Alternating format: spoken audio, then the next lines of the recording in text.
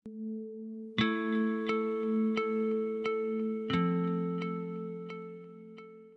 pertanyaannya. Ini seperti agen rahasia ini ya. Dari Prananto Farms. Terima kasih Mas Pram ya. Apakah agent of change dalam pertemanan itu nyata? Ini taruhlah katanya, suruh taruh ya.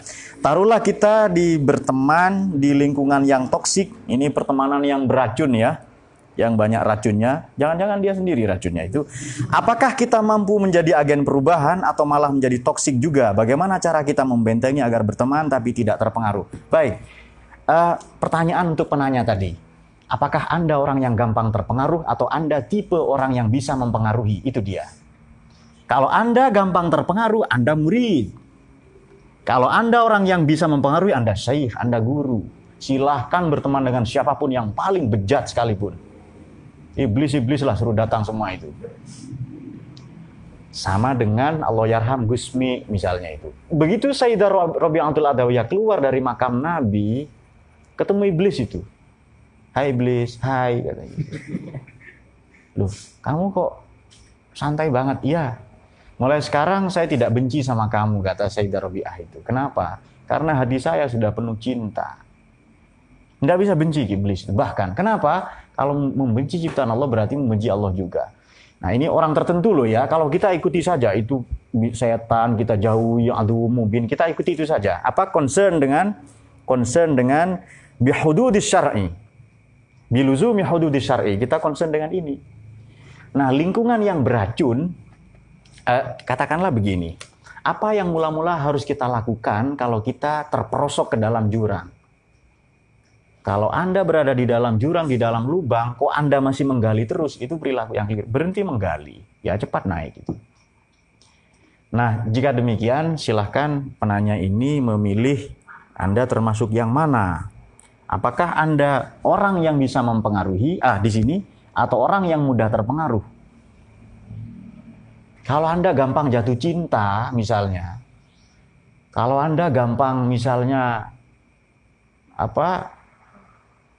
nafsu kuda tenaga bebek misalnya itu, jangan bergaul dengan orang-orang yang akan semakin memperburuk kualitas Anda. Kita bisa perhatikan begini, jagung atau padi itu mampu menjaga kualitasnya dari dulu zaman Nabi Adam sampai kiamat.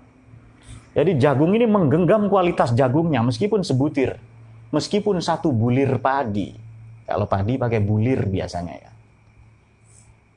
Mungkin baru dengar ya, namanya juga murid gitu loh, ya boleh kan. Itu padi atau jagung menjaga kualitasnya. Tidak pernah dia bercita-cita jadi tomat misalnya. Atau ketimun. Dia tetap menjaga itu. Nah kalau kita tidak bisa belajar dari itu, kita lebih rendah. Itu ya, semoga menjawab. Kemudian ada satu lagi. Bagaimana supaya dari OL Sayyid. Terima kasih Mas OL ya. Bagaimana supaya kita bisa menjaga diri kita agar tidak terpengaruh oleh teman, dan alangkah baiknya jika kita bisa menjadi contoh oleh teman-teman. Ini pertanyaan serupa ya. Bagaimana supaya tidak terpengaruh teman? Jangan berteman. Kalau Anda khawatir ya kan? Nah, misalnya begini. Kenapa di Sungai Amazon banyak anaconda? Karena itu jangan ke sana. Nah, cuma catatannya begini. Ini di buku sudah ada solusi. Baik, ini teman-teman bisa melacak di sini ya. Mana tadi? Ini dia. Pada baris ketiga. Fa'in arota, kita jawab pakai teks saja. Fa'in arota, jika memang menginginkan siapa kamu, kalau kamu mau, wala buddha, dan tidak ada pilihan lain, sin qua non. Tidak ada pilihan lain, tidak ada cara lain, antas habaman la yunhiduka haluhu wa la yadulluka 'alallahi maqaluhu. Anda hanya berteman, tidak ada pilihan lain loh ya. Berteman di komunitas yang begitu. Yang buruk semua. Maka bagaimana? Yang la yunhiduka haluhu, kesehariannya tidak membuat kamu semangat kepada Allah. Wa la yadulluka 'alallahi maqaluhu, tutur katanya tidak menyemangatimu untuk melakukan pendakian spiritual dan pengayaan intelektual, maka fashab mislaka. Ayo berteman dengan orang yang sejenis dengan kamu. Sekurang-kurangnya nanti tidak ada dampak buruk yang terlalu membahayakan atau dampak positif yang signifikan. Ya standar-standar saja. Oleh karena itu kita punya ajaran, sebentar lagi kita mau menghadapi hijrah ya, tahun baru hijrah. Kita punya ajaran hijrah itu. Nah, bagaimana supaya menjadi contoh? Anda harus layak untuk dicontoh. Yunhiduka haluhu. Keseharian kita bisa layak enggak dicontoh itu? Maka berteman itu, obrolan yang paling enggak saya suka itu obrolan tentang dunia, tentang nasab. Enggak penting banget itu. Putranya Nabi Nuh bisa murtad. Istrinya Nabi Lut bisa itu. Karena ada orang yang masih bicara nasab tok itu. Saya keturunan ini, saya keturunan Betoro Karang. Ternyata jenglot Betoro Karang itu ya, Batara Karang itu. Saya keturunan apa aja. Itu tidak penting itu. Tidak penting masa lalu Anda seburuk segelap apapun. Masa depan tetap suci dan menjanjikan, ya kan? Tinggal memilih berguru kepada siapa. Masih ada lagi? Oh, banyak ya? Baik, 2 lagi saja kalau begitu.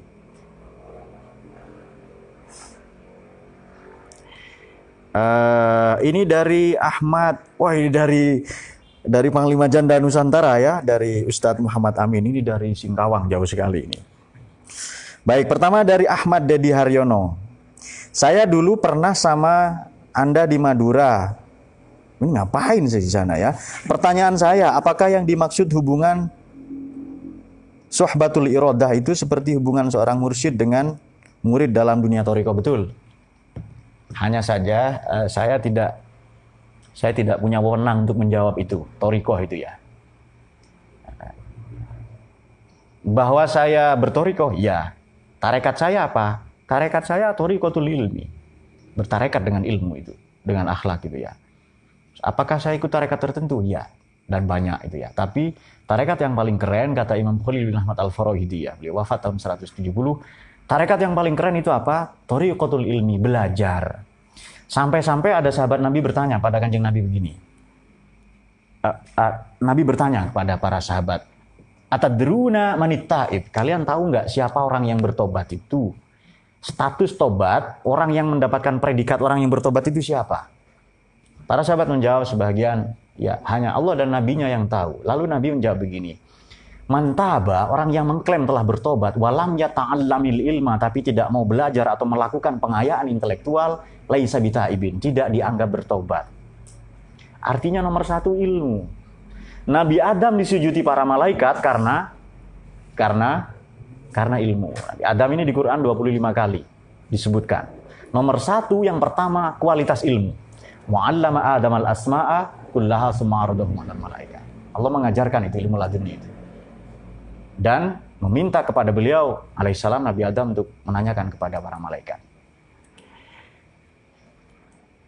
Jadi memang di hadapan syekh, memang begini ya, murid ini dalam bahasa tasawuf sangat tinggi karena man aradallah, orang yang menghasrati Allah. Tapi kalau di Indonesia murid itu jadi murid SD. Padahal murid ini yang paling tinggi. Yang paling tinggi, gurunya mursyid, gurunya syekh itu. Baik, pertanyaan yang keempat, ini sekaligus yang terakhir ya. Sebelum kita ada diskusi di forum ini. Kalau niat pencitraan itu, ini dari Ustadz Muhammad Amin ya. Kalau niat pencitraan itu munculnya beberapa waktu setelah selesainya perbuatan, apakah juga masuk kategori tidak ikhlas? Sehingga bisa menghapus nilai dari perbuatan tersebut. Baik. Kemarin kita sudah sebutkan keistimewaan niat ya. Ada berapa itu? Ada berapa? Oh, ada 7 ya. Jadi begini. Setan itu memang datang pra, sedang, atau setelah. Oleh karena itu kita diajarkan untuk senantiasa melibatkan Allah dalam kehidupan kita. Bismillah itu. Kalau tidak, godaan itu akan datang kapanpun. Apakah tergolong tidak ikhlas? Ya, di Quran dikatakan demikian.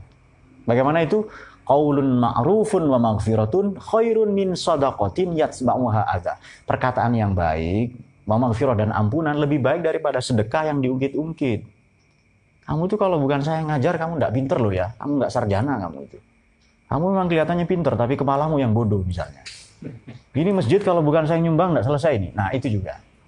Nah alangkah baiknya tadinya niat pencitraan, tapi di tengah jalan menjadi baik. Maka kan jelas kan ya.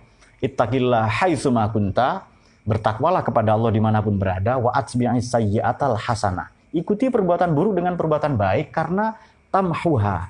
Perbuatan baik ini menghapus keburukan-keburukan. Wa khaliqin nas, ayo bergaul dengan sesama umat manusia bikhuluqin hasanin. Bahkan seandainya sudah selesai, 10 tahun yang lalu saya nyumbang misalnya apa gitu, tapi sekarang saya rubah niatnya. Itu keistimewaan niat itu. Makanya niat ini mencakup 70% amal itu. Nah, saya kira demikian. Masih ada? Oh, masih satu lagi. Baik. Ini dari Mas Khairul Surya Kasta Sudra. Dia menyebutkan kastanya. Sebenarnya tidak perlu disebutkan, juga sudah ketahuan ya. Baik, jika kita berteman dengan yang berilmu dan sesama baik, sering jatuh ke ujub lalu latah. Oh, petantang-petentengan ya. Oh, mentang-mentang. Tapi berteman dengan orang jahil basit, tapi sering tidak ujub dan introspeksi diri. Lebih baik mana? Lebih baik yang kedua. Itu jawaban saya. Bukan jawaban saya, jawaban Hikam begitu. Bagaimana? Bagaimana itu? Ada redaksinya waktu itu ya.